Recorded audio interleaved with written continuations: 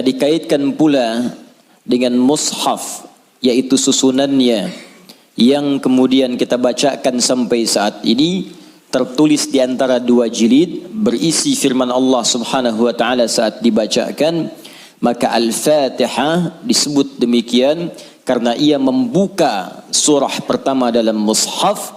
Dimulai dengan surah ini, dibuka dengan untayan-untayan di ayat ini, dan hingga diakhiri sampai dengan ke surah An-Nas.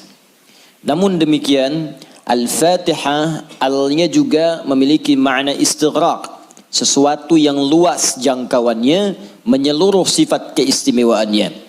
Disebut demikian seakan memberikan kesan dan pesan kepada kita bahwa al di sini menunjukkan sesuatu yang luas terkait dengan semua jenis kebaikan.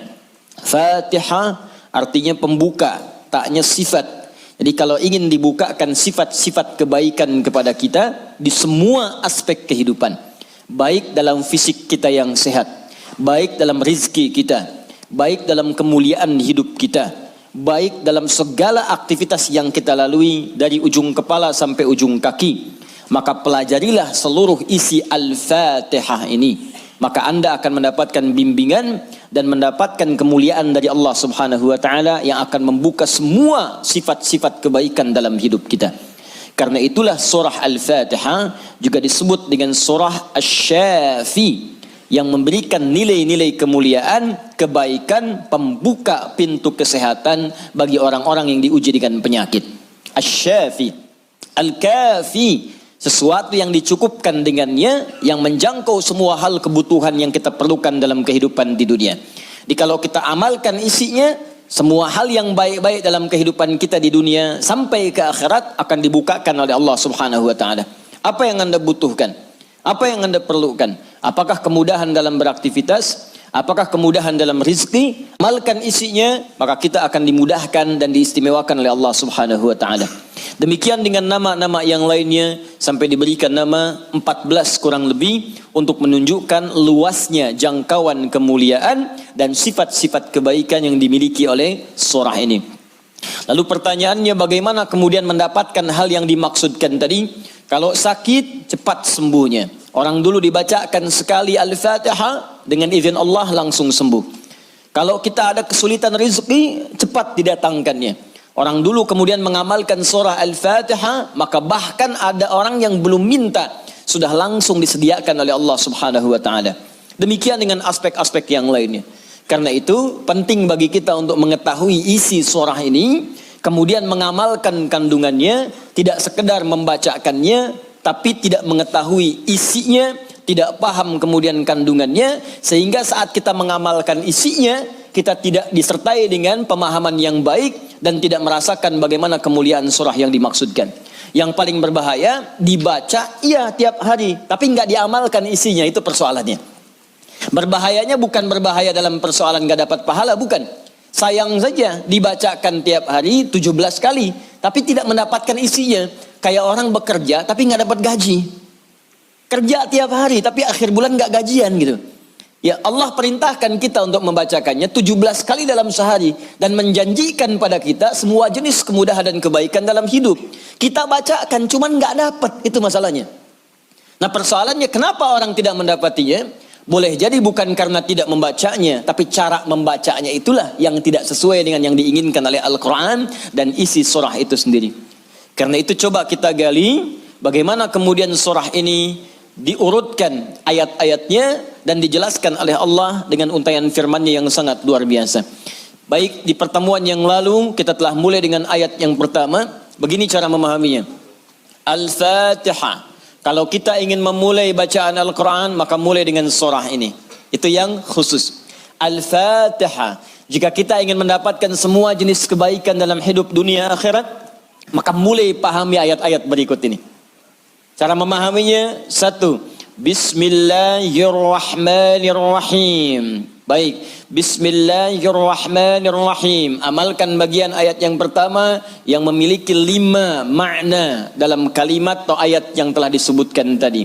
Huruf ba, kedua ismun, ketiga Allah, keempat ar-Rahman, kelima ar-Rahim. Ba yang memiliki 14 makna. Di antaranya di ayat ini ada makna yang terkait dengan ghayah, tujuan.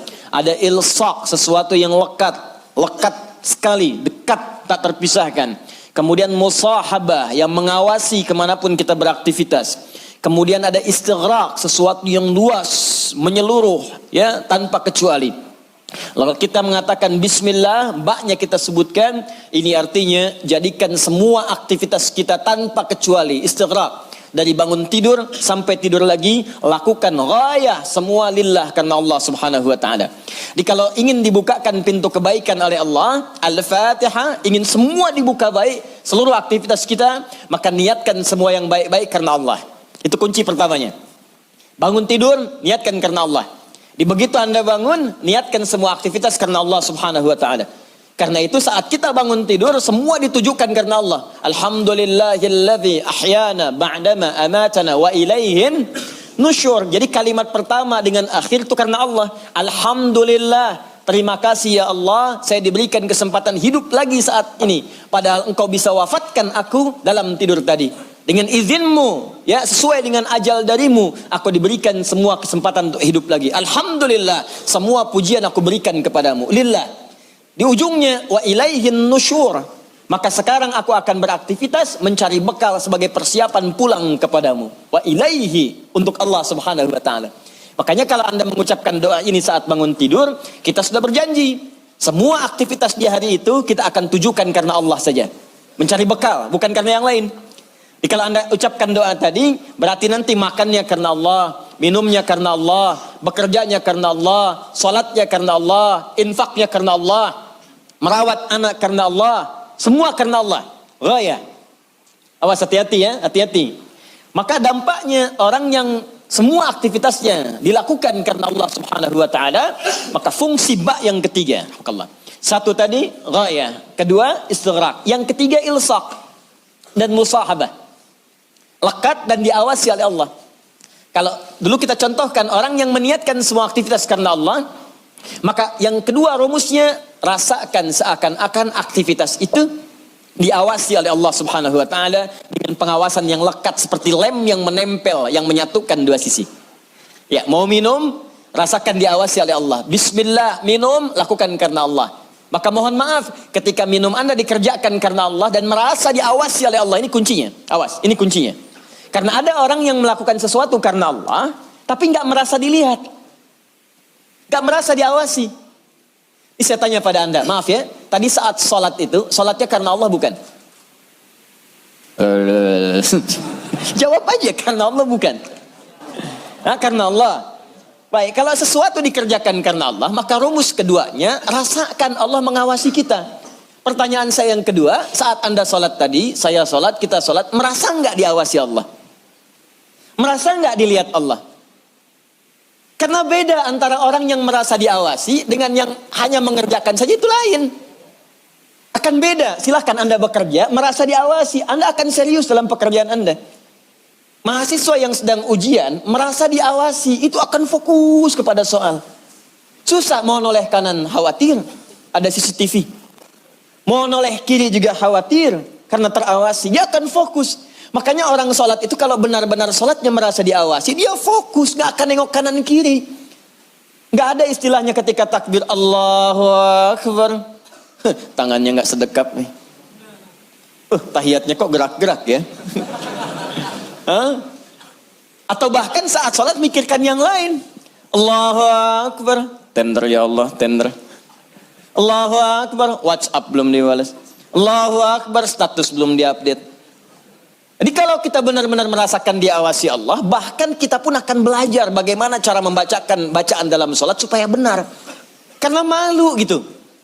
Malu baca Al-Fatihah, bacaan belum bagus. Dan merasa didengar Allah, kan malu.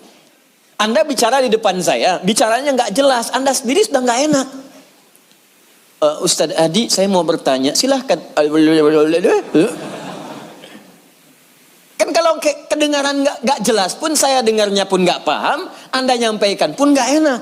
Sekarang Anda sholat setiap hari 5 waktu menghadap Allah, belum tambahan sholat sunnah, dan Anda sadar bacaan Anda belum bagus, tapi anehnya merasakan didengar oleh Allah dan diawasi. Apa nggak malu gitu?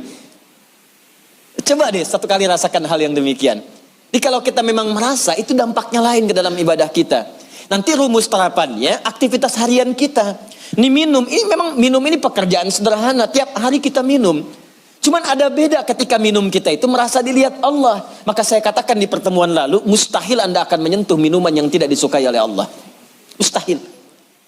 Jangankan menyentuh yang dilarang Allah, mau minum pakai tangan kiri pun rasanya nggak enak. Pasti Anda akan pindahkan itu kepada yang lebih baik. Paham sampai sini ya?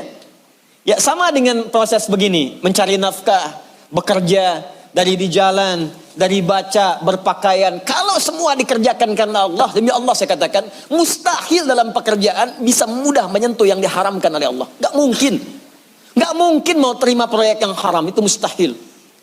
Mustahil ikutan tender yang haram, mustahil. Mustahil menjerumuskan diri pada yang tidak disukai oleh Allah. Karena merasa dilihat Allah. Dan merasa diawasi, jadi mustahil. Dusta itu mustahil. Bohong itu mustahil. Korupsi mustahil. Nyogok gak mungkin. Bukan karena perkara takut orang lihat, karena Allah mengawasi kita. Makanya dulu sahabat tuh ketika diajarkan seperti itu, bahkan anak-anak kecil, jangankan yang tinggal di kota, di ujung yang paling dalam di padang Sahara, yang sulit ada orang setiap waktu, yang kalau lewat cuman kambing gurun dengan unta. Anda bayangkan. Lewat kambing gurun unta, kambing gurun unta, kambing gurun unta. Tapi perhatikan bagaimana mereka mengamalkan huruf ba dalam Bismillahirrahmanirrahim. Diuji oleh sahabat Umar bin Al-Khattab radhiyallahu taala anhu. Lewat padang pasir, kelihatan anak muda sedang menggembala. Saat menggembala itu, menggembala kambing, ditanya oleh Umar, diuji. Kata Umar, saya mau beli sebagian dari kambingmu itu. Kata orang ini bukan punya saya, punya tuan saya. Punya tuan saya. Kata Umar, tuanmu kan gak ada di sini. Ini padang pasir yang luas. Orang yang gak ada. Beli aja, bilang dimakan serigala. Apa kata penggembala ini? Lalu di mana Allah? Idzan fa'ain Allah. Bayangkan penggembala saja di padang pasir yang orang... Easy Cash ngasih penurunan bunga cuma-cuma dan bisa cair dalam 3 menit. Betul banget, sesuai regulasi OJK yang terbaru, sekarang nilai bunga Easy Cash turun. Orang yang gak ada, yang gampang saja bilang ini dimakan serigala, dapat keuntungan banyak gitu. Ya, luar biasa. Yang dia katakan pertama kali, bukan sekedar menolak, gak mau takut ketahuan sama tuan. Takut ketahuan sama pemiliknya. Takut tidak. Pertama kali jawaban yang keluar, idzan aina Allah? Lalu Allah di mana? Allah di mana? Demi Allah saya katakan hakul yakin kalau setiap muslim merasakan dalam dirinya bahwa dia diawasi oleh Allah Subhanahu wa taala, maka lurus, damai, tenang, tentram dan baik semua urusan kehidupan. Enggak ada penipuan dalam perdagangan, enggak ada penipuan dalam hal-hal interaksi kehidupan. Tidak ada kecurangan, tidak ada keburukan, semua baik karena merasa dilihat oleh Allah Subhanahu wa taala. Itu baru huruf ba. Baru ba. Coba tiap hari kita baca itu. Satu huruf ini aja. Mohon maaf ya. Selama hidup kita udah diamalin belum? Satu huruf ini aja. Ayo suami sama istri. Berapa kali berkata hal-hal yang tidak tepat? Istri terhadap suami. Berapa kali menerangkan sesuatu yang tidak tepat? Anak pada orang tua. Orang tua kepada anak. Walaupun hal-hal yang ringan. Bapak mau permen, mau permen, mau permen. Nanti papa beliin 1 truk. Kapan truknya datang? Ini huruf ba saja satu gitu. Anda menuntut banyak dari Allah, tapi Allah meminta kita mengamalkan 1 huruf aja, kita nggak maksimal. Coba lihat tuntutan kita setiap hari. Ya Allah lancarkan usahaku, ya Allah luluskan dalam kuliahku, ya Allah mudahkan pernikahanku, ya Allah berkahi hartaku, ya Allah lancarkan pekerjaanku. Banyak yang diminta, sembuhkan aku. Kata Allah, aku berikan semuanya. Amalin 1 aja huruf ba. Ba. Ketika benar mengerjakannya, ismun bimakna sumuwun, bimakna raf'un, terangkat, dimuliakan, ditinggikan. Ketika benar mengamalkannya, maka Allah akan berkenan meninggikan derajat kita, memuliakan kita pada semua aktivitas yang kita kerjakan dalam kehidupan kita. Syaratnya 1, kerjakan semua karena Allah Subhanahu wa taala. Allah sifatul uluhiyah wal ubudiyah, al ma'budu bil haqqi awil haqqil ma'bud. Bukan sekedar menunjukkan aktivitas karena Allah saja, tapi lekatkan 2 sifat saat mengerjakannya. Saya mau minum ya, Saya ucapkan bismillah, bukan sekedar merasakan Allah mengawasi kita saja, tapi rasakan yang mengawasi kita punya sifat uluhiyah, sifat ketuhanan. Ini Tuhan saya, Allah. Gambarannya begini, maaf ya, gambarannya begini. Pimpinan saja, pimpinan di kampus, rektor mengawasi ujian Anda serius. Pimpinan di kantor, mudir, direktur utama mengawasi Anda begitu serius. Pengawas saat Anda bekerja, maaf, di sekolah, di SD, di SMP, di SMA ada pengawas, maka semua guru-guru serius. Semua serius. Sekarang yang mengawasi kita bukan makhluk lagi. Pencipta rektor, pencipta direktur, pencipta kemudian pengawas, pencipta semuanya. Jauh di atas mereka semua. Maka orang-orang yang merasakan langsung Allah, Tuhan yang mengawasi saya, maka setidaknya keseriusan itu lebih bertambah daripada sebelumnya. Itu poinnya. Dirasakan saat Anda mengerjakan sesuatu, langsung Allah yang mengawasi saya nih, bukan yang lain. Di saat bekerja rasakan Allah yang mengawasi saya. Saya nggak peduli ada manajer, nggak ada direktur, terserah. Ada supervisor, tidak ada supervisor, terserah. Yang penting Allah mengawasi saya. Itu poin pertama. Awas, ini perkaranya ringan nih, ya. Kelihatannya sedikit kecil, ringan, tapi dampaknya besar si Allah Subhanahu wa taala. Jika benar kita mengerjakannya dengan menuhankan Allah dan merasakan pengawasan Allah Subhanahu wa taala, maka nanti lihat dua terakhir di bagian penutup ayat tadi. Yang kedua, sifat ubudiyah. Ini yang sering gagal di sini. Haqqul ma'bud wal ma'budu bil haqq. Yang berhak untuk disembah dan yang disembah dengan yang sebenar-benarnya. Saya jelaskan di pertemuan yang lalu. Ya, siapa dia? Allah. Sifat dari nama Allah yang kedua adalah sifat yang menjadikan semua aktivitas kita niatkan sebagai ibadah karena Allah yang dipertuhankan tadi. Jadi kalau mau minum, bukan sekedar minum. Niatkan karena Allah sebagai ibadah. Kalau mau makan, niatkan karena Allah sebagai ibadah. Mau berpakaian, niatkan karena Allah sebagai ibadah. Makanya orang-orang yang berpakaian yang niatnya ibadah, gak akan cari pakaian yang ngebuka aurat. Katanya karena Allah, tapi pakaiannya aurat terbuka. Coba akhwat deh yang di bawah. Bu, ya. Coba deh ibu lihat. Bismillahirrahmanirrahim. Pakainya memang bismillah, tapi rambutnya tersingkap. Jilbabnya nggak dikenakan gitu. Lalu di mana Allah pada saat mengucapkan bismillah itu? Kok bisa ke masjid pakai mukena ditutup, keluar dari situ pakai rok lagi? Ustadz lihat, tidak. Cuman ya gimana gitu. Ya. Kebayang nggak? Pernah menemukan yang seperti itu? Tuh. Ya kok bisa gitu kan, di luar pakai rok, begitu masuk masjid kemudian ditutup semuanya. Kenapa Pak? Ibu kenapa ditutup? Mau sholat Pak. Terus kalau sholat ditutup, iya kenapa? Kan menghadap Allah. Lalu Allah itu cuma ada di masjid. Allah cuma ada di musola. Idzan fa'aina Allah. Sholat itu kan melatih kita untuk merasa dekat dengan Allah. Makanya disebut sholat. Coba lihat sini. Fokus, kelihatan nggak? Enggak. Nih, sholat. As-salah. Ini. Lihat baik-baik ya, fokus. Dikit saya terangkan agak panjang. Ini asal katanya, kalau kita gali ke dasar-dasar yang paling awalnya, ini nanti ada dari kata silatun, as-silah. Kata kerjanya dari wasala yasilu silatan wasalatan. Sesuatu yang tersambung erat, sulit dipisahkan. Silah, sesuatu yang tersambung erat, sulit dipisahkan. Pernah dengar kata ini? Silaturahim. Ya, kami kumpul-kumpul saat ini untuk mengeratkan silaturahim. Silah itu sudah erat. Ya, silaturahim hubungan kasih sayang yang erat. Saking eratnya, jangankan saat kumpul, saat bubar pun masih tersambung hubungan itu. Di mana cirinya? Maaf, kesuksesan silaturahim itu bukan saat kumpul saling sapa, bukan. Kalau kumpul menyapa, wajar orangnya ada. Kalau kumpul tertawa, wajar orangnya pun ada. Silaturahim itu kalau ingin dilihat suksesnya saat pulang, apakah dia masih mendoakan Anda? Apakah masih mengingatkan Anda dalam kebaikan? Akhi besok taklim ya, akhi malam tahajud ya. Kemudian Anda doakan tanpa sepengetahuan dia. Ya Allah, sayangi sahabat saya. Ya Allah, kekalkan hubungan kami sampai dengan ke surga. Ya Allah, jaga keluarga dia dalam kebaikan. Ya Allah, sehatkan semua anggota keluarganya. Ya Allah, jadikan kami bersaudara keluarga kami dengan keluarga dia. Itulah silaturahim, silah hubungan yang erat, yang tak terputuskan dan tidak tersekat oleh tempat dan keadaan serta waktu. Itu silah.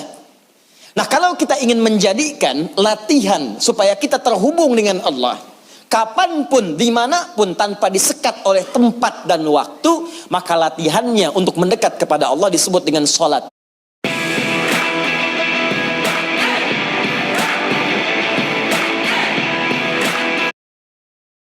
Namanya.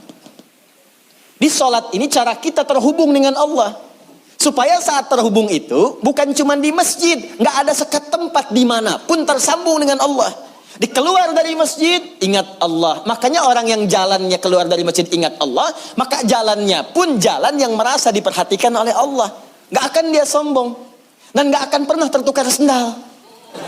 Betul, karena dia ingat Allah. Allahumma inni as'aluka min fadlik. Ya Allah, ya Allah tuh. Saya memohon semua kemuliaan darimu. Begitu keluar pakai sendal, nggak akan tertukar. Bismillahirrahmanirrahim. Bukan punya saya. Mirip. Ya Allah, maaf. Pakai lagi. Jelas ya? Nah, itu namanya. Karena itu orang mengatakan as-salah itu doa. Ad-doa. As-salatu ya doa. Pengertian fikih. Salat itu doa, karena semua awal sampai akhirnya dalam salat kita baca doa. Tapi kenapa doa disebut salat? Karena saat berdoa kita tersambung dengan Allah Subhanahu wa taala. Itu poinnya. Makanya setiap orang berdoa itu nyambung dia dengan Allah. Ya Allah, ya Allah, ya Allah, nyambung. Karena itu di fikih disebut as-salat ya doa. Tapi asal maknanya sesuatu yang terhubung dengan Allah, hubungan yang sangat erat, tak terpisahkan waktu dan tempat. Makanya aneh kalau ada orang sholat ke masjid, dari mulai rok mini, kemudian pakai mukena, ditutup, keluar masjid, dibuka lagi. Itu artinya nggak nyambung. Nggak nyambung. Nggak nyambung. Sama dengan ikhwan. Ke masjid antum ini, nyembah Allah, fokus, khusyuk. Keluar dari masjid, maksiat lagi, nggak nyambung. Nggak nyambung. Ada yang salah itu. Jadi aneh kan, menuntut banyak kepada Allah, tapi hak-hak Allah nggak dipenuhi. Dan jangan sekat ibadah itu dalam konteks ritual saja. Bukan sekedar sholat, bukan. Sholat itu latihan. Bukan sekedar baca Al-Quran. Karena ibadah yang baik itu akan meluaskan aura ibadahnya di luar konteks dalam penilaian yang ritual itu. Di selesai ritual, keluar, masih ingat Allah.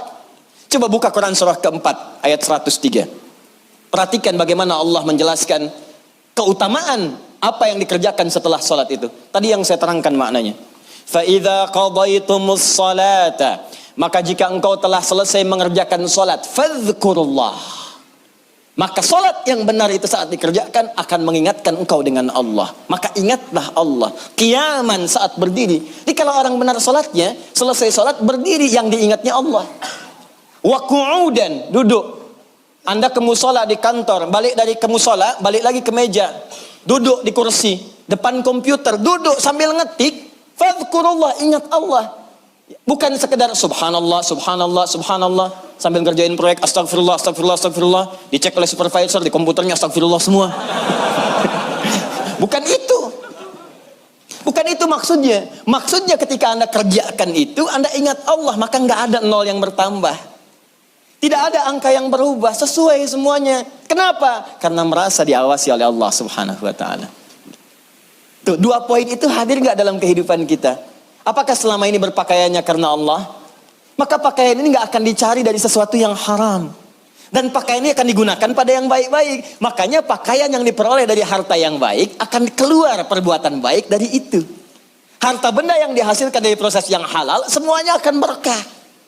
Coba lihat tuh, saya kan sering katakan, itu sendal Anda berapa kali dipakai ibadah, berapa kali dipakai untuk ke masjid. Sepeda Anda, motor Anda, mobil Anda. Di rumah ada nggak satu ruangan yang belum pernah dipakai ibadah? Ada nggak? Coba cek, cari ya satu ruangan di rumah yang di situ nggak pernah dipakai ibadah, cari. Mulai sekarang pulang pakai dulu di situ. Khawatirnya saat dihisab itu nggak ada nilainya. Cuma jadi gudang. Jadi gudang. Masya Allah. Koper ditaruh di situ, kopernya pernah umroh tapi nggak pernah dipakai ibadah di situ. Ya, ini sederhana teman-teman sekalian, tapi ini syarat mutlak untuk mendapatkan apa yang tadi kita inginkan. Al-Fatihah, Al-Fatihah, ba-nya disertai dengan sifat uluhiyah dan sifat ubudiyah. Kalau benar semua itu dikerjakan, maka ditutup dengan kalimat Ar-Rahmanir Rahim. Makanya Ar-Rahmanir Rahim harakatnya kasrah, ikut kepada Allahnya, sifatnya. Silahkan cek. Bismillahirrahmanirrahim. Gak ada A, gak ada U. I. Silahkan lihat. Bismillahirrahmanirrahim. Ada? Ar-Rahman itu na'at. Awas. Na'at kepada sifat sebelumnya man'ut Allah. Di ilmu nahwu sifat mausuf, na'at man'ut. Siapa yang disifati? Allah. Siapa yang diman'uti? Allah. Di na'atnya Ar-Rahman, sifatnya Ar-Rahman, mausufnya Allah. Dan sifat mausuf nggak terpisahkan, paham? Tidak, nggak bisa dipisahkan. Yang disifati dengan sifatnya, yang disifati itu Allah, sifatnya Ar-Rahman plus Ar-Rahim. Sifat dengan yang disifati nggak bisa dipisahkan. Sifat Ar-Rahman nggak terpisahkan dengan Allah. Jadi kalau ingin mendapatkan sifat Rahman, maka amalkan sifat dalam lafaz Allah yang tadi disebutkan. Ingin mendapatkan kemuliaan dalam Rahman, maka amalkan dua sifat yang melekat pada kalimat Allah. Uluhiyah, kemudian ubudiyah. Pertuhankan Allah dan lakukan semua pekerjaan sebagai ibadah. Maka semua urusan dunia yang baik-baik Allah buka. Sifat Allah yang memberikan semua kemuliaan dunia disebut dengan Rahman. Nanti semua yang kita kerjakan karena ibadah punya bekal akhirat. Bismillahirrahmanirrahim. Minum. Alhamdulillah. Contoh. Nah, dituliskan ini. Karena diucapkan Bismillahirrahmanirrahim, ada kemudahan, berkah, memberikan kekuatan dunia. Tapi poin terbesarnya, begitu disebutkan Bismillahirrahmanirrahim, dituliskan pahala akhiratnya. 10 poin. Maka saat pulang ke akhirat nanti, dibukalah semua hasil pekerjaan dunia kita yang jadi ibadah. Sifat Allah yang memberikan kepada kita balasan dari akhir pahala tadi, disebut dengan Rahim namanya. Makanya semua pekerjaan yang tidak disebutkan nama Allah di dalamnya, maka dia kehilangan poin pahalanya. Sifat Rahim tidak akan pernah diberikan pada hamba yang tidak mendulang pahala dalam beraktivitas saat di dunia. Jelas sampai sini? Nah, karena itu tolong jangan sampai dunianya banyak, akhiratnya nestapa nanti. Jangan sampai dunianya kaya, akhiratnya fakir. Coba saya tanya deh di sini, pilih mana? Kaya dunia, fakir akhirat, atau fakir dunia, kaya akhirat? Benar. Benar, cepat. Perwakilan ibu-ibu. Biasanya ibu-ibu lebih cepat. Bu, ada saingan di sini. Ya, kaya dunia, kaya akhirat. Rabbana atina fid dunya wa fil akhirati wa qina adzabannar. Itu poinnya. Jadi kerjakan semua karena Allah. Ini kelihatan ringan, tapi kalau diamalkan akan ada perbedaan dalam kualitas kehidupan kita. Sekarang bagian yang pentingnya, ini yang kita sambungkan ke ayat yang kedua.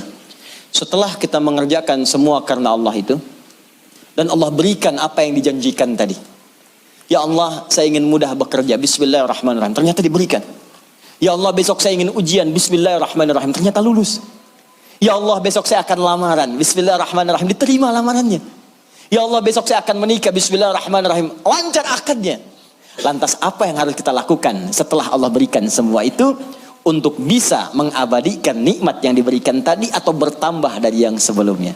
Maka itu yang akan kita bahas setelah menunaikan sholat isya nanti pada ayat yang kedua. Alhamdulillahi Rabb.